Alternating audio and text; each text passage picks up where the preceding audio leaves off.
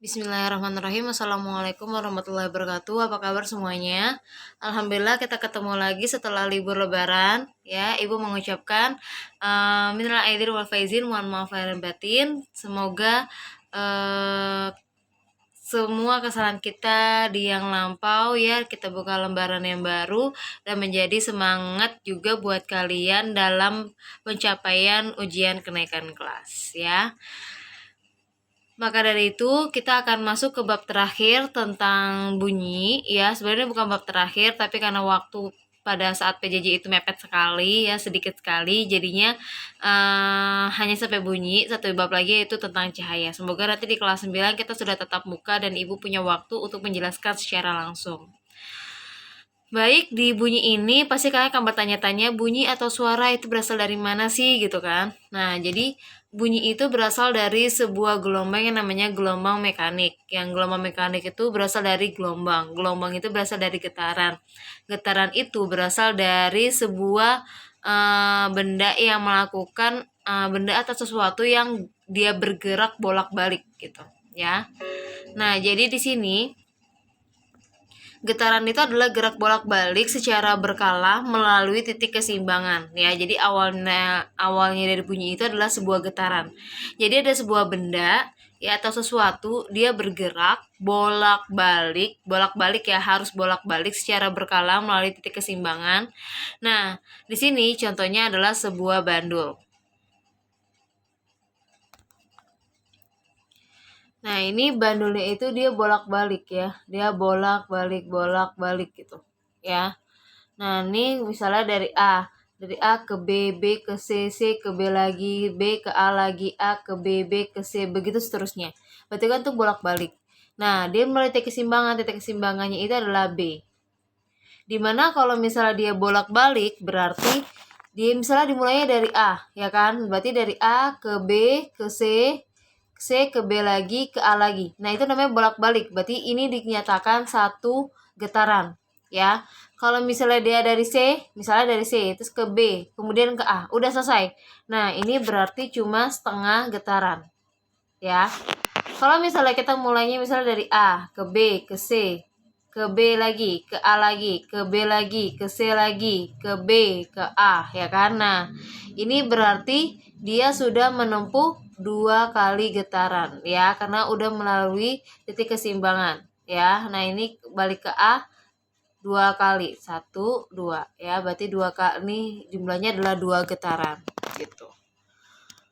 Nah, karena getaran di sini ya, dia itu melalui titik keseimbangannya itu B, kemudian ada amplitudo juga, yaitu dari B ke A atau B ke C itu adalah amplitudo.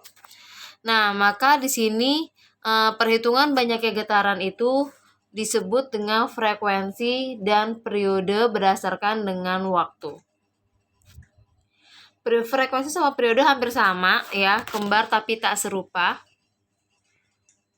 Jadi diperhatikan di sini. Jadi kalau misalnya frekuensi dan periode itu dia persamaannya adalah sama-sama getaran yang berkaitan dengan waktu.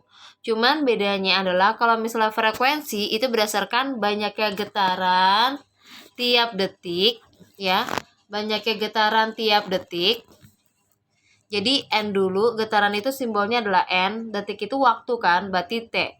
Berarti N dulu baru T. Tapi kalau misalnya periode, itu waktu dulu yang diperlukan untuk setiap kali getaran. Berarti T dulu baru N. Maka rumus dari frekuensi adalah tadi kan banyaknya getaran per tiap detik, ya kan? Kalau periode adalah waktu yang diperlukan untuk sekali getaran. Gitu. Jadi rumusnya hampir sama, cuman hanya terbalik, ya. Frekuensi simbolnya F, satuannya adalah Hertz, N adalah jumlah getaran, T itu adalah waktu, satuannya adalah second, T besar adalah periode, satuannya juga second. Baik. Nah, di sini karena dia frekuensi itu sama periode rumusnya hampir sama, maka dia dikaitkan dengan rumus ini, yaitu T sama dengan 1 dibagi F atau F sama dengan 1 dibagi T. Jadi kalau misalnya sudah ada frekuensi mau nyari periode, ya udah tinggal pakai rumus ini aja. Ya, nggak usah pakai rumus N dibagi T atau T kecil dibagi N, nggak perlu ya. Kalau sudah ada frekuensi, ya udah bisa langsung nyari periode. Begitupun juga selanjutnya, kalau sudah ada periode mau nyari frekuensi udah tinggal langsung pakai rumus ini, nggak perlu pakai rumus yang di atas lagi gitu ya. Nah ini contoh soalnya. Waktu yang diperlukan untuk melakukan 150 getaran. 150 getaran berarti itu adalah N. Adalah 3 menit. Itu adalah T. Periodenya berarti T kecil dibagi N. Ya.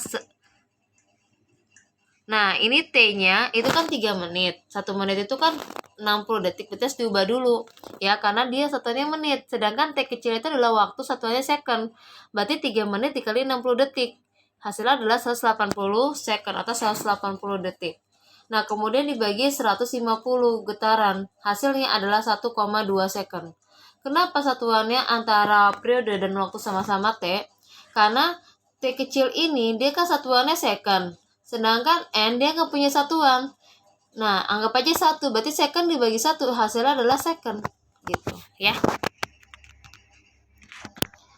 Nah, kemudian Endra menggetarkan osilator yang menimbulkan getaran dengan frekuensi 0,2 kHz.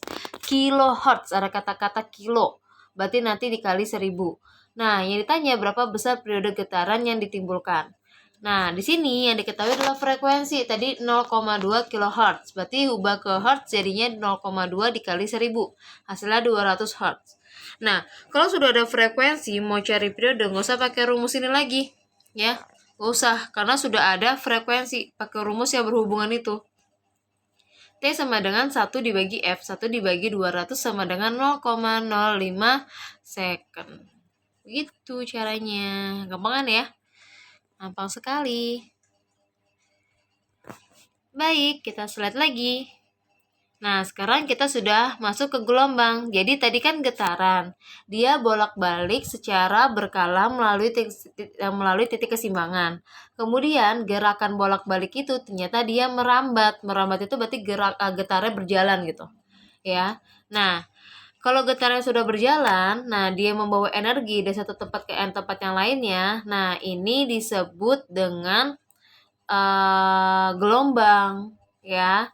Nah, gelombang ini berdasarkan medium tempat merambatnya gelombang dibedakan menjadi 2, yaitu ada gelombang mekanik, yaitu gelombang yang merambat memerlukan medium, ya, contohnya adalah gelombang bunyi, dan ada gelombang elektromagnetik yang mana dia gelombang itu tidak memerlukan medium atau tidak memerlukan suatu tempat untuk merambat, ya, melalui ruang hampa.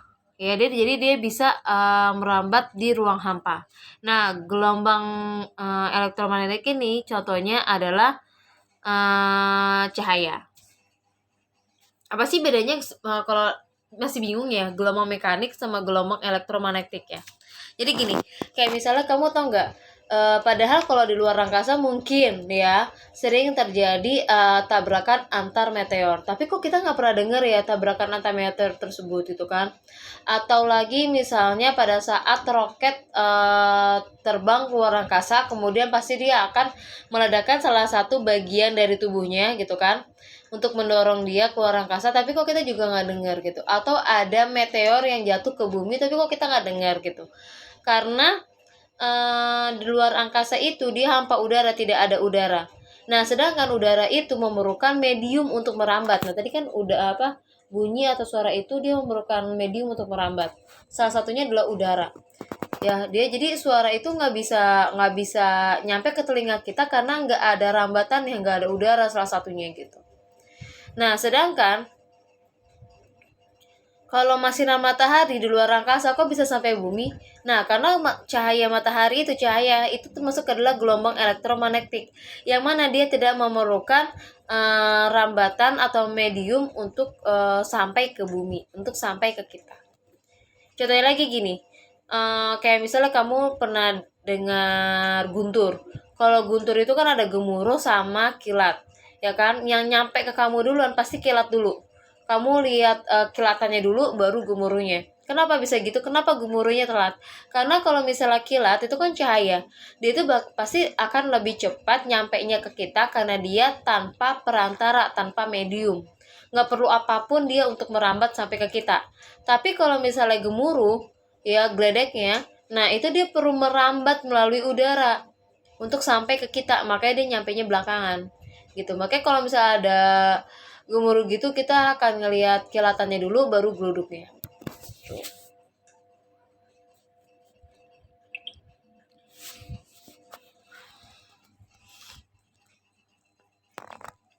Nah, di sini berdasarkan kita masuk ke gelombang mekanik ya, karena kita ngomongin bunyi atau suara. Elektromagnetik nanti insya Allah tentang cahaya.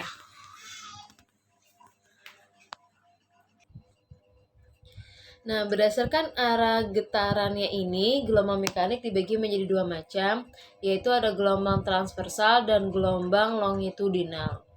Yang mana kalau gelombang transversal, dia itu gelombangnya itu arah rambatannya tegak lurus terhadap arah getarannya.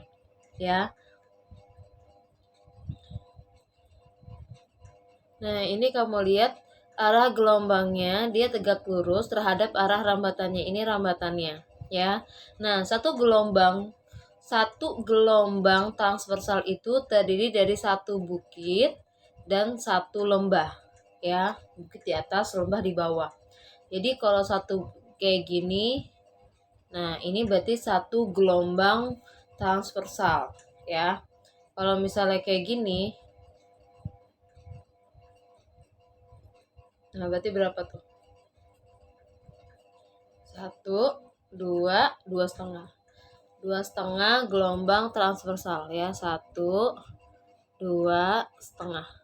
oke ya. Kalau misalnya kayak gini, mau kebalik juga nggak apa-apa, yang penting dia satu bukit satu lembah. Mau bukit lembah dulu, satu lembah dulu, baru satu bukit nggak masalah ya. Kayak misalnya gini nih, ini 1, 2, 3, berarti ini 3,5 gelombang transversal ya. Next, dan gelombang longitudinal nih. Kalau gelombang longitudinal itu arah rambatannya sejajar dengan arah getarannya, dia sejajar ya. Nah, di sini gelombang longitudinal itu terdiri dari satu rapatan dan satu renggangan. Ini renggangan dulu, baru rapatan dulu. Nah, berarti ini satu gelombang longitudinal ya. Oke. Nah, ini contoh soalnya. Berapakah jumlah gelombang transversal? Gampang, ya kan? Berarti ini 1, ya kan? Setengah. Ya kan? Berarti 1,5 gelombang longitudinal. Nah, ini berapa jumlah gelombang longitudinal, ya kan? Rapatan renggangan 1. Rapatan renggangan 2, rapatan renggangan 3, rapatan renggangan 4. Terus rapatan doang, berarti 4,5 gelombang longitudinal. Nah, di sini gelombang pada saat dia merambat dia memerlukan waktu sehingga akan memiliki kecepatan. Maka cepat rambat gelombang merupakan besaran jarak yang ditempuh gelombang dalam tiap satuan waktu. Nah, ini juga menjadi rumus cepat rambat bunyi, yaitu V kecil seperti biasa kecepatan ya, sama dengan bisa S dibagi T. Kalau dia jarak dengan waktu, bisa juga pakai rumus lambda ya. Ini dibacanya lambda. Ya. Jadi bisa rumus kecepatan sama dengan panjang gelombang atau lambda dibacanya dikali frekuensi, atau kecepatan sama dengan lambda dibagi periode. Oke.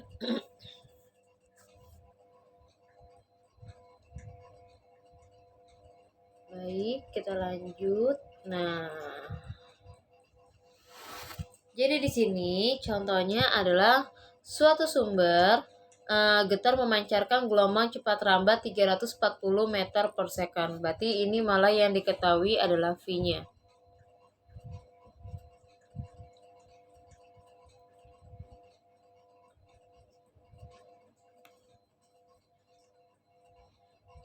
Ya, ini suatu sumber getar memancarkan gelombang cepat rambat ya 340 meter per second. Berarti yang diketahui adalah V. Jika frekuensi gelombang, berarti diketahui frekuensi 85 Hz. Yang ditanya adalah panjang gelombang, berarti kebalikannya. Yang ditanya adalah lambda.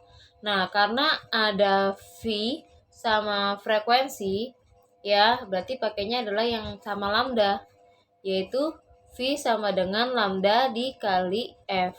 Cuman yang ditanya bukan V, yang ditanya adalah lambda. Berarti kalau yang ditanyanya adalah lambda, ya, yang ditanya lambda, berarti frekuensi harus pindah. Tadinya dikali, pindah ke sini, jadi dibagi. Jadinya lambda sama dengan V dibagi F, gitu. Ya, berarti 340 dibagi 85. Ini nggak perlu ada yang diubah. Kenapa? Karena benar V satuannya meter per second, frekuensi satuannya Hertz. Jadi nggak perlu diubah, ya. Berarti 340 dibagi 85 hasilnya adalah 4 meter.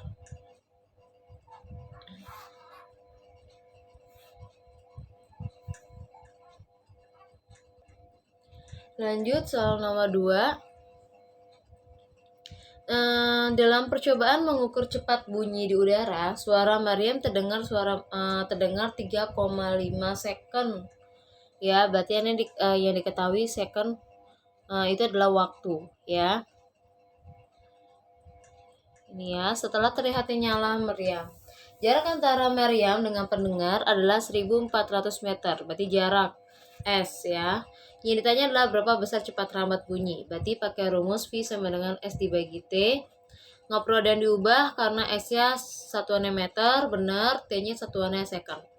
Berarti 1400 dibagi 3,5 hasilnya adalah 400 meter per second. Gampang kan ya? Meskipun banyak rumus, yang penting banyak latihan aja untuk ingat rumusnya.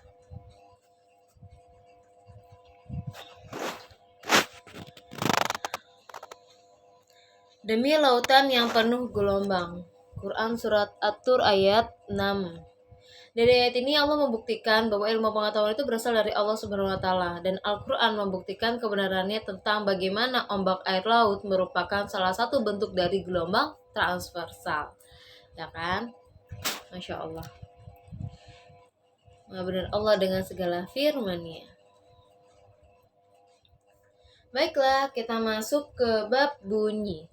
Jadi bunyi ini adalah hasil getaran dari sebuah benda, ya. Jadi tadi setelah gelombang, ya, dia merambat melalui medium, yaitu dengan gelombang mekanik, maka menghasilkan sesuatu yang disebut dengan bunyi. Nah, syarat disebut bunyi adalah ada 3. Yang pertama, adanya sumber bunyi. Yang kedua, ada yang mendengarkan. Ketiga, adanya medium untuk merambat. Ya, jadi harus ada 3 nih.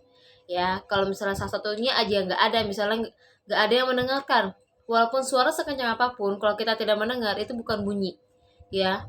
Kemudian ada medium untuk merambat. Jadi walaupun di luar angkasa kita ngelihat ada meteor bergede banget gitu, bertabrakan sampai meledak, ya tetap kita nggak akan bisa dengar. Karena dia harus ada medium untuk merambatnya. Sedangkan medium yang paling simple aja kayak udara aja itu dia nggak ada. Jadi mau gimana? Ya, kayak misalnya gini deh, kita getok-getok meja, ya kan, kita getok-getok meja itu kedengeran kan sampai telinga kita, padahal kita nggak nempelin nih telinganya di meja. Nah, itu kenapa bisa nyampe? Karena ada udara. Nah, apalagi kita tempelin telinga kita ke meja, ada udara juga, ada meja juga, sebagai suara itu untuk merambat, tambah gede suaranya, ya kan. Maka kalau kita biasa aja duduk berjauhan dengan meja, kita getok-getok meja, itu suaranya kecil. Pada saat kita tempelin telinga kita ke meja, suaranya akan lebih besar. Ya, karena medium rapatannya jauh lebih besar, lebih banyak. Di sini, bunyi yang kita dengar itu berasal dari suatu sumber bunyi. Kita dapat mendengar bunyi jika sumber bunyi bergetar. Nah, getaran dari sumber bunyi ini mengenai partikel-partikel di udara dalam bentuk rapatan dan renggangan, atau yang disebut dengan gelombang longitudinal. Rapatan dan renggangan itu dia merambat melalui zat perantara atau udara, ya, yang mana gelombang mekanik sehingga sampai ke telinga kita.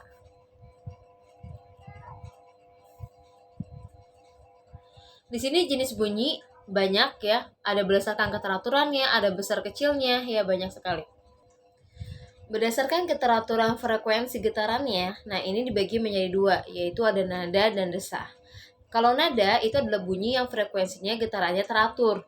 Jadi suara itu nyampe ke telinga kita, suaranya benar-benar jelas ya, atau tertata nadanya ya, kayak misalnya ada suara piano, gitar, alat musik dan lainnya. Nah, kalau desah di mana frekuensinya ini dia getarannya tidak teratur atau terbentur. Ya, kayak misalnya suara yang lagi ada di pasar. Semuanya ngomong, atau suara kelas yang gaduh. Wah, nggak jelas jadinya pada saat guru menjelaskan, ya kan? Suaranya nggak jelas. Karena apa? Karena frekuensinya saling bertabrakan. Kemudian berdasarkan besar kecilnya frekuensi itu dibagi menjadi 3. Ada infrasonik, audiosonik, dan ultrasonik. Dimana kalau infrasonik itu besar frekuensinya adalah 0 sampai 20 Hz. Nah, frekuensi ini hanya bisa didengar oleh hewan-hewan tertentu seperti anjing dan jangkrik.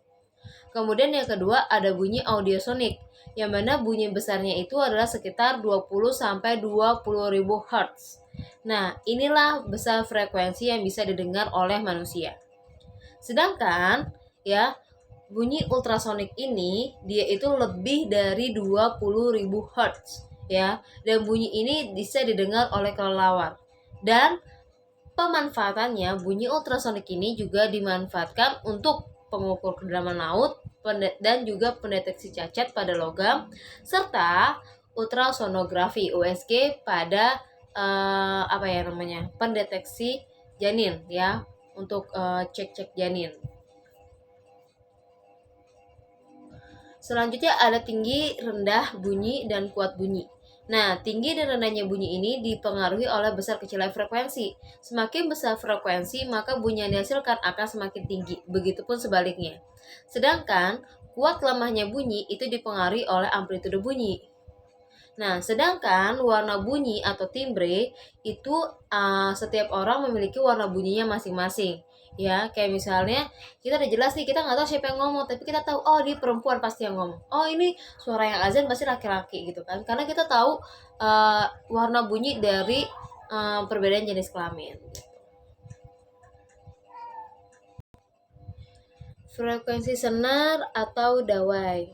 Nah, ini jadi kalau misalnya kalian yang senang main gitar ya, atau harpa gitu kan, atau alat-alat musik yang dipetik. Nah, itu dia ada alatnya untuk mengetahui apakah ini semua senar, dicek satu-satu apakah sudah sesuai dengan nadanya atau belum. Nah, ini salah satu alatnya itu disebut dengan sonometer. Jadi alat untuk mengetahui frekuensi senar atau dawai. Nah, hukum untuk yang mengatur frekuensi senar atau dawai itu disebut dengan hukum Mersenne.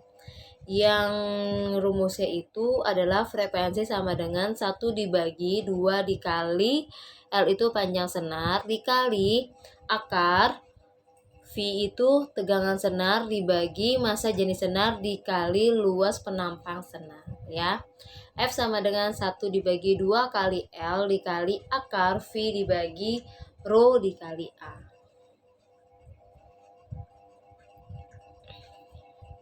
Next, kemudian resonansi, di mana resonansi ini adalah peristiwa ikut bergetarnya suatu benda karena pengaruh getaran benda lain di sekitarnya yang memiliki frekuensi yang sama. Jadi kayak misalnya kalian lagi lagi deket ada orang organ gitu ya, organ tunggal bisa di acara nikahan atau apa. Terus kamu duduk di deket sound system gitu kan, di deket soundnya. Terus suara jantung kamu akan berdetak lebih cepat, deg deg deg gitu. Ya kenapa? Karena itu namanya resonansi. Itu bergetarnya suatu benda karena pengaruh getaran benda lain. Atau pesawat terbang lagi lewat tepat di atas rumah kamu, itu jendela rumah kamu bakal bergetar, gitu. Itu namanya resonansi. Nah, resonansi kolam udara ini dia terjadi di dalam pipa atau tabung. Yang mana resonansi pertama rumusnya adalah R1 sama dengan 1 dibagi 4 dikali lambda. Resonansi kedua 3 dibagi 4 dikali lambda. Resonansi ketiga R3 sama dengan 5 dibagi 4 dikali lambda. Seterusnya adalah Rn sama dengan 1 dibagi 4 lambda dikali 2n dikurang 1.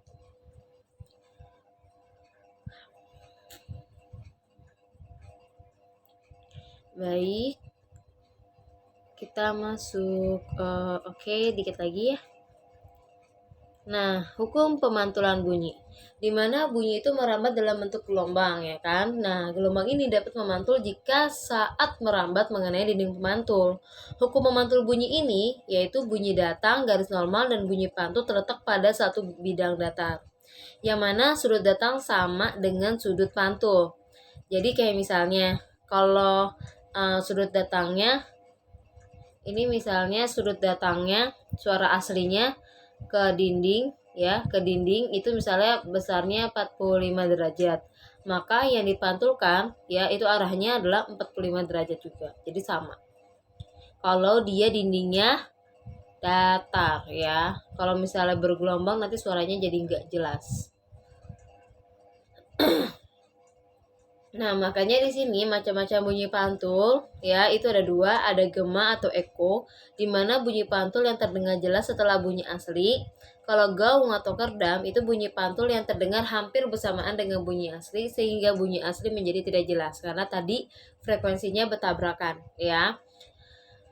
Nah, untuk menghilangkan gaung, dia bisa menggunakan peredam suara dari busa, wall, karpet, karton, gabus, atau lainnya. Makanya kalau kalian ke studio musik atau kalian ke bioskop, pasti dindingnya semuanya ada karpet-karpetnya. Atau ada karton-karton gabusnya, ya kan? Nah, itu untuk dia meredam agar tidak terjadi penabrakan antara bunyi asli dengan bunyi pantulnya. Jika bunyi pantul yang datangnya bersama dengan bunyi asli dapat lebih keras dibandingkan di luar kelas, maka dari itu bunyi pantul dapat dijadikan alat untuk mengukur kedalaman laut dengan rumus bagi berikut, yaitu S sama dengan V dikali T dibagi 2, yang mana S adalah jarak sama dengan kecepatan dikali waktu dibagi 2.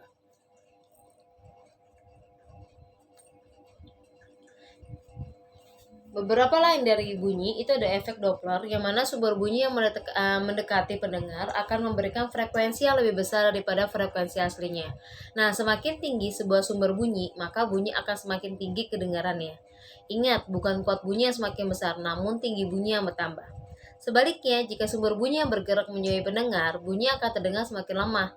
Hal ini disebabkan frekuensi yang diterima oleh pendengar semakin berkurang.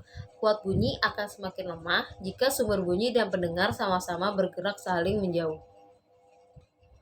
Kemudian juga ada pesawat supersonik, yang mana dia itu memiliki laju supersonik, yaitu laju yang melebihi laju bunyi di udara.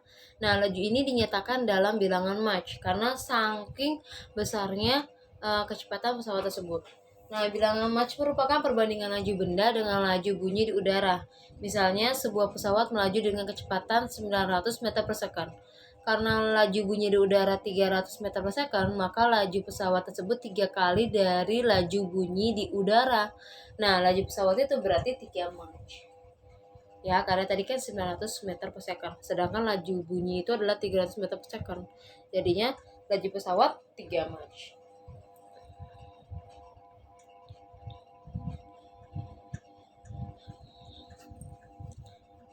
Ini ada contoh soal terakhir ya dari bunyi, di mana kedalaman laut di suatu tempat adalah 210 meter. Cepat rambat bunyi di air laut adalah 1400 meter per second. Getaran yang dikirimkan oleh kapal ke dasar laut akan diterima pantulannya dalam waktu. Nah, di sini diketahui kedalaman laut berarti adalah jaraknya adalah 210 meter. Cepat rambat bunyi V 1400 meter per second. Nah, yang ditanya adalah getaran yang dikirimkan ya dalam waktu berarti T. Karena T yang ditanya ya berarti V harus pindah, tadinya di atas pindah jadi di bawah. 2 tadinya di bawah pindah jadi di atas, temenan sama S. Jadinya S dikali 2 dibagi V. 210 dikali 2 dibagi 1400 hasilnya adalah 0,3 second. Selesai pembahasan tentang bunyi. Nanti kita masuk ke video selanjutnya tentang telinga. Oke? Cukup sampai di sini. Kalau ada pertanyaan silakan komen. Jangan lupa like dan subscribe. Oke? Semoga dipahami ya dan bermanfaat untuk kalian. Alhamdulillahirabbil alamin. Wassalamualaikum warahmatullahi wabarakatuh.